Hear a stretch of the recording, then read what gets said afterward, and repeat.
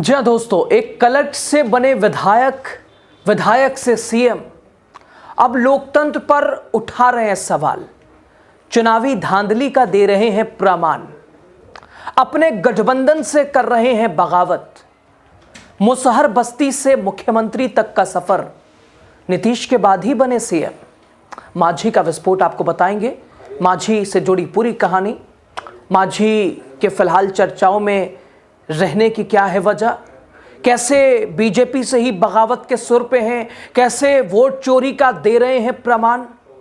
आप द राजनीति बिहार का विशेष सेगमेंट देख रहे हैं, मैं हूं आपके साथ यासूब रजा।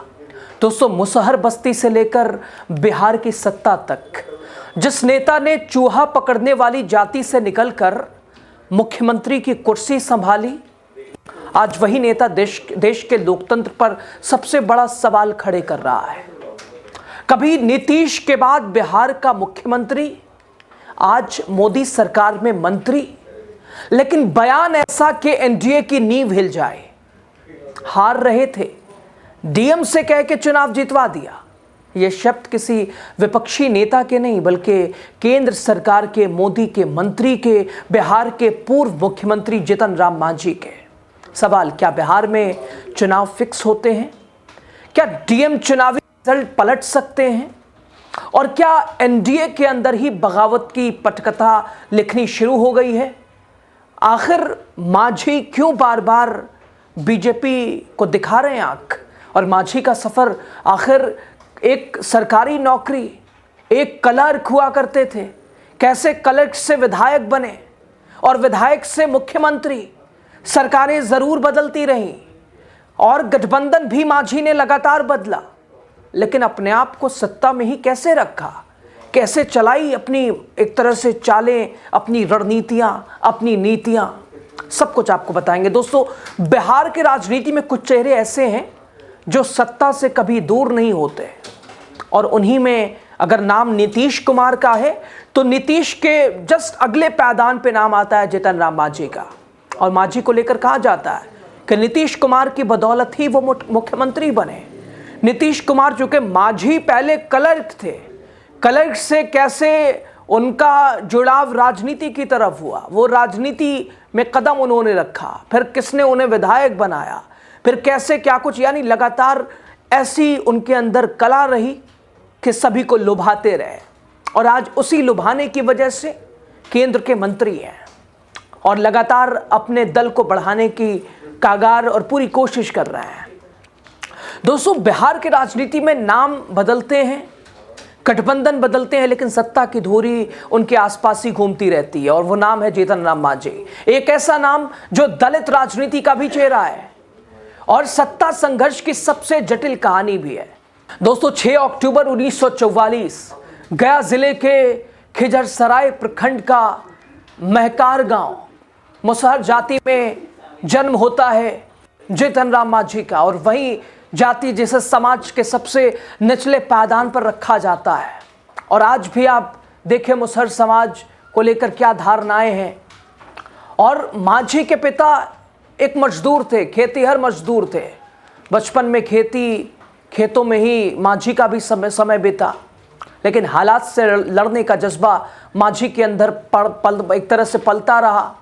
1962 में हाई स्कूल पूरी किया उन्होंने, हाई स्कूल पूरा किया। 1967 में गया कॉलेज से इतिहास में ग्रेजुएट हुए। 1968 में मिली डाक तार विभाग में क्लर्क की नौकरी, बढ़िया चल रही थी, ग्रेजुएशन के बाद ही नौकरी मिल गई, और वो भी डाक तार विभाग में क्लर्क के तौर पर। और गरीबी के बीच सरकारी नौकरी मिलना, दोस्तों, एक सामान्य परिवार के लिए बहुत बड़ी बात हो जाती है, और मांझी के साथ भी वैसा ही। लेकिन किस्मत ने राजनीति का रास्ता खोल दिया। 80 के दशक में गया के राजद आश्रम कांग्रेस का दफ्तर हुआ करता था, और वहीं मुलाकात होती है तत्कालीन कांग्रेस जिला अध्यक्ष आनंद देव मिश्रा से। आरक्षित सीट पर उम्मीदवार की तलाश भी थी। कांग्रेस की मजबूत स्थिति, नजर पड़ी एक पढ़े लिखे दलित कर्मचारी पर, और उस वक्त एक बड़े दलित चेहरे की जरूरत भी थी वोट बैंक को साधने के लिए। और साथ ही कांग्रेस के तत्कालीन जिला अध्यक्ष आनंद देव मिश्रा ने जगन्नाथ मिश्रा से जीतन राम मांझी को मिलाया, उनकी मुलाकात कराई। जगन्नाथ मिश्रा से टिकट फाइनल हुआ। सीधे जीतन राम मांझी क्लर्क से अब विधायक का टिकट लेने के लिए सबसे आगे। जगन्नाथ मिश्रा ने उन्हें विधायक का टिकट दिया। 1980 में जीतन राम मांझी विधायक बन गए, चुनाव लड़े और जीत गए, जो कि जरूरत भी एक ऐसे चेहरे की थी, एक ऐसे वोट बैंक को साधने के लिए, और सटीक बैठे मांझी, और यहीं से मांझी की किस्मत चमकी। यहीं से शुरू होता है मांझी के सत्ता का सफर। कांग्रेस में, जनता दल में, आरजेडी में, जेडीयू में, और फिर अपना दल बनाया उन्होंने। फिलहाल एनडीए के एक महत्वपूर्ण हिस्सा हैं। यानी 44 सालों में शायद ही कोई ऐसा दल बचा होगा जिसके साथ मांझी नहीं रहे। सभी दलों के साथ मांझी ने काम किया। 2014 में जब लोकसभा चुनाव में जेडीयू को झटका लगा, नीतीश कुमार ने कुर्सी छोड़ी। बिहार को मिला पहला महादलित मुख्यमंत्री, वो भी जीतन राम मांझी के रूप में। लेकिन कुर्सी, उम्मीद, सपने बड़े थे, लंबे समय के लिए थे। लेकिन महज 9 महीनों के मेहमान रहे जीतन राम मांझी बिहार के मुख्यमंत्री के कुर्सी पे। 9 महीने और सत्ता संघर्ष। नीतीश कुमार वापस लौटे, मांझी जबरदस्ती हटाया गया, मांझी अड़े भी हुए थे, और उसी दौरान अलग होकर मांझी ने अपना दल बनाया। और यहीं से मांझी ने हिंदुस्तानी अवाम मोर्चा की शुरुआत की, अपना अलग रास्ता चुना, कभी साथ, कभी सत्ता के आसपास। और अब आते हैं दोस्तों वो बयान जिस वजह से मांझी चर्चाओं में है, मांझी का जिक्र हो रहा है, मांझी को लेकर अलग अलग धारणाएं और चर्चाएं हैं। अपने गठबंधन के खिलाफ क्यों बोल रहे हैं? आखिर वोट चोरी जो सबसे प्रज्वलित मुद्दा है, सबसे ज्वलंत मुद्दा है, उसको लेकर मांझी ने क्या ऐसा प्रमाण दे दिया जिसने पूरे देश की राजनीति में भूचाल ला दिया है? दोस्तों, दरअसल गया जिले के मोहनपुर प्रखंड एक सार्वजनिक मंच, और वहीं दोस्तों मगही भाषा में दिया गया वो बयान, मांझी का दावा। 2020 के विधानसभा चुनाव में एक उम्मीदवार 2600 से 2700 वोटों से हार रहा था, लेकिन डीएम से कहने से उसे हमने जिता दिया। यानी सीधे सीधे चुनाव आयोग, प्रशासन, लोकतंत्र पर सवाल। वीडियो वायरल हुआ, विपक्ष को मिल गया हमला करने का मौका। तेजस्वी यादव ने मोर्चा संभाला। राजद ने पूछा, मोदी शाह राज्य में क्या चुनाव फिक्स होता है? और ऐसे में जब लोग बिहार के परिणाम को अप्रत्याशित कह रहे हैं, लोग कह रहे हैं ये तो मुमकिन ही नहीं था, लेकिन जब मांझी का ये वीडियो सामने आया तो पता चला कि ये तो एक सीट का हाल है। क्या ऐसे ही खेल करती है बीजेपी? सत्ता पक्ष ऐसे ही करता है? यहां भी मांझी फंसे और मांझी के ऊपर सवालों का बौछार। आरजेडी लगातार मांझी पे एफआईआर की बात कर रही है, चुनाव आयोग से तत्काल एक्शन लेने का जिक्र कर रही है। ज्ञानेश कुमार को कह रही है, क्या ठागेश कुमार कुछ एक्शन लेंगे? दोस्तों, मांझी ने सफाई भी दी, कहा वीडियो को तोड़ मड़ोड़ कर पेश किया गया, ये राजनीतिक साजिश है, हम दबने वाले नहीं हैं, मुसहर के बेटे की आवाज दबाई नहीं जा सकती है, संघर्ष की कहानी, और आसमान पे थूकोगे तो कहां जाएगा पत्थर, कहां जाएगा? लेकिन सवाल वही कायम है, अगर ये वीडियो झूठी है, एआई प्रमोशन एक तरह से एआई से जनरेट किया गया है, तो असली वीडियो कहां है? मांझी उसे क्यों नहीं दिखा रहे हैं? और दूसरा बड़ा खुलासा, जो कि आज ही एनडीए सरकार बने 1 महीना भी नहीं हुआ, सहयोगी ही बगावत पे उतर आए हैं। गया में हम के कार्यक्रम में मांझी का सीधा हमला बीजेपी पर। मांझी का आरोप, वादा खिलाफी, बेईमानी, विश्वासघात। लोकसभा चुनाव के समय उन्हें राज्यसभा भेजने का वादा किया गया था कि भाई हमको भी दिया जाएगा, लेकिन अब बीजेपी मुकर रही है, बार बार मुकर रही है। मांझी की चेतावनी, अगर राज्यसभा सीट नहीं मिली तो मंत्री पद भी छोड़ेंगे, एनडीए से नाता रिश्ता भी तोड़ देंगे, कुछ नहीं देखेंगे, कुछ नहीं समझेंगे, बहुत झेल लिया। विश्वासघात, ये सिर्फ दोस्तों एक कुर्सी की लड़ाई नहीं, बल्कि ये दलित राजनीति की आत्मा का सवाल है। बीजेपी के अपने छोटे दलों के साथ व्यवहार और एक नीति और रणनीति का सवाल है। बीजेपी को चाहिए दलित चेहरा, लेकिन सिर्फ अपने काम के लिए। काम निकलने के बाद बस सत्ता की सीढ़ियों को तय कर लिया, अब हो गया तुम्हारा काम। लेकिन सत्ता बंटवारे में पीछे ढकेल दिया गया मांझी को एक बार फिर।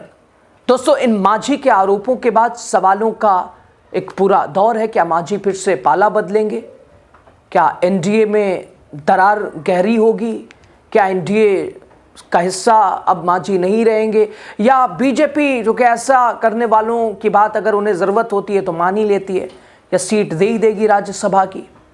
करीब 80 साल की उम्र में, लेकिन राजनीतिक चालों में अब भी मांझी सक्रिय नजर आ रहे हैं। और ये उनको कला, ये उनको टैलेंट मिला है नीतीश कुमार से।